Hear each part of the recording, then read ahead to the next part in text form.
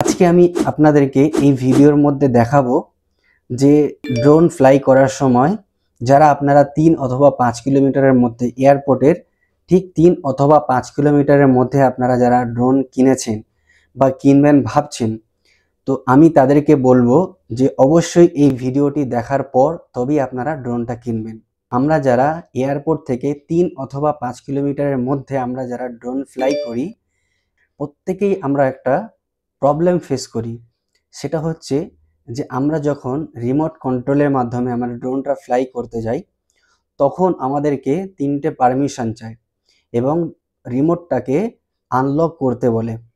তো চলুন আমি আজকে এখন লাইভের মাধ্যমে আপনাদেরকে দেখাবো যে এয়ারপোর্ট থেকে 3 অথবা 5 কিলোমিটারের মধ্যে আপনি যদি ড্রোন ফ্লাই করেন তাহলে আপনার কি সমস্যা হতে পারে এবং আপনার যে রিমোট কন্ট্রোলটা আছে সেই রিমোট কন্ট্রোলটা লক থাকবে, সেটাকে আনলক করতে হবে এবং কিভাবে আনলক করবেন এবং কিভাবে আপনারা ফ্লাই করবেন সমস্ত কিছু আজকে আমরা এই ভিডিওর মধ্যে লাইভ দেখাবো।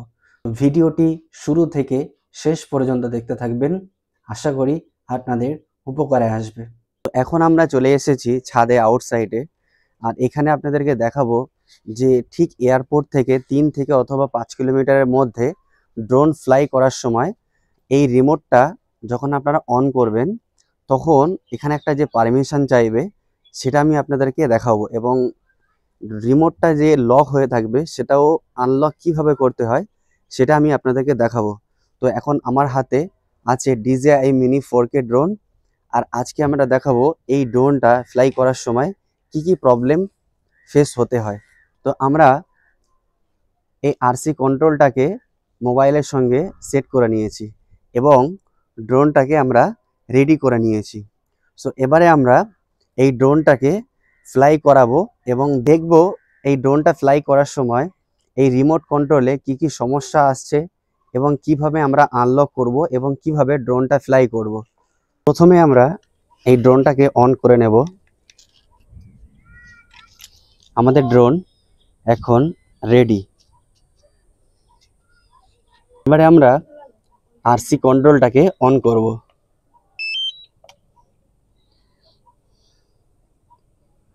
এবারে আমরা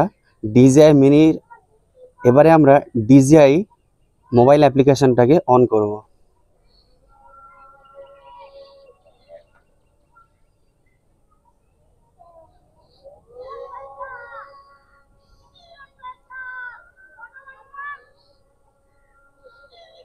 সো এখন আমাদের দেখছেন রিমোটের সঙ্গে ড্রোনের কানেক্ট রেডি। সো আমরা এখন এবারে ড্রোনটাকে ফ্লাই করব এবং দেখব যে এই ড্রোনটা কি সমস্যা আসছে। তো আমরা এই যে দুটো জয়স্টিক আছে এই জয়স্টিকের মাধ্যমে আমরা ড্রোনটাকে ফ্লাই করার চেষ্টা করব। তো এই জয়স্টিক দুটো আমি ঠিক এইভাবে নিচে ডাউন করলেই ড্রোনটা ফ্লাই করতে শুরু করবে।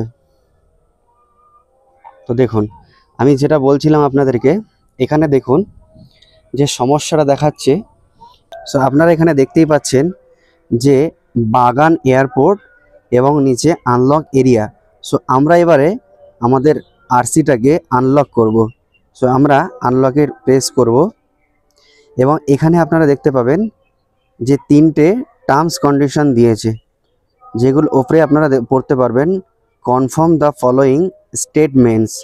প্রথমে অপশান আপনারা পাবেন I am qualified to fly in this area. প্রথমে আমরা এটাকে চেকবক্সে টিক করে নেব। দ্বিতীয় যে অপশানটা দেখবেন I agree to assume full eligibility for flying in this area. তো সেকেন্ড অপশানটাকে আমরা টার্মস কন্ডিশন অ্যাকসেপ্ট করব এবং থার্ড যে টার্মসটা দিয়েছে I agree to upload DJI device hardware information. So এবারে আমরা 3 নম্বর টার্মসটাকে এগ্রি করব। এবারে আমরা কনফার্মে ক্লিক করব। সো এখন আমাদের আরসিটাকে আনলক সাকসেসফুল হয়ে গেছে, আমরা ডান করব।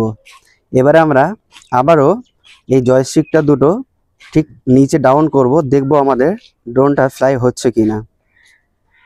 তো দেখছেন আবারও সেই একই সমস্যা যে এখানে authorization zone unlock to take off, আমাদের আবারও একটা ইস্যু আসছে, সেম একই ইস্যু। তো সেম আমরা আবারও এই লকটাকে আনলক করব।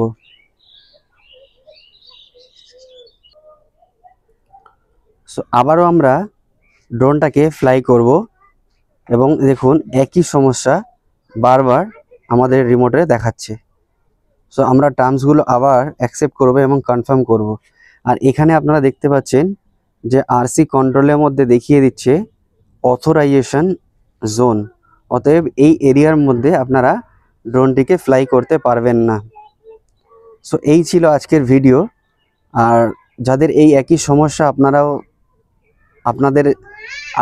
আপনাদের একই এই সমস্যা আপনারা ফেস করছেন, তো আমি তাদেরকে বলবো যে আপনাদের ড্রোনটা এয়ারপোর্ট এরিয়া থেকে 3 অথবা 5 কিলোমিটারের মধ্যে না রেখে তার বাইরে আপনারা ড্রোনটাকে ফ্লাই করার চেষ্টা করবেন। তো যখনই আপনারা এয়ারপোর্ট এরিয়া থেকে 3 অথবা 5 কিলোমিটারের মধ্যে যখন ফ্লাই করবেন বাইরে, তখন দেখবেন আপনাদের এখানে অথরাইজেশন জোনও দেখাবে না, এবং আপনারা এক ক্লিকে আপনাদের ড্রোনটাকে ফ্লাই করতে পারবেন।